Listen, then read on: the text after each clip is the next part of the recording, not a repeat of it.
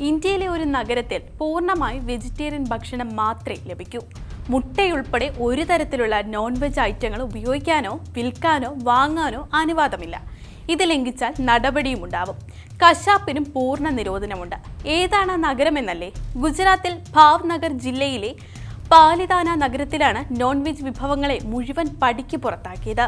ഇത്തരത്തിലൊരു നഗരം ലോകത്തിൽ തന്നെ ആദ്യമെന്നാണ് റിപ്പോർട്ടുകൾ. നിരോധനത്തിന് പിന്നിലെ കാരണങ്ങളൊന്ന് പരിശോധിച്ചാലോ?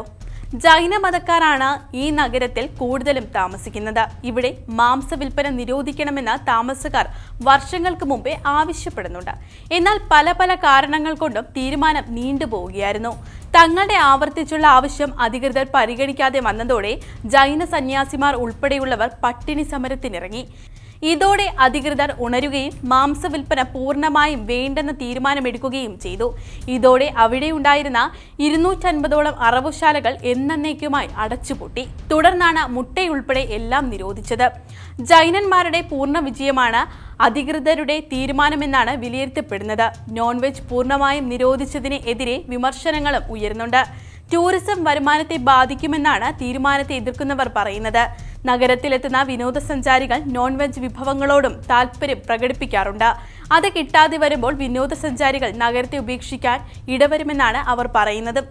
ഏത് ഭക്ഷണം കഴിക്കണമെന്നത് ഓരോ വ്യക്തിയുടെയും അവകാശമാണെന്നും അതിനെ ഹനിക്കാൻ ആർക്കും അവകാശമില്ലെന്നും ചിലർ അഭിപ്രായപ്പെടുന്നുണ്ട്.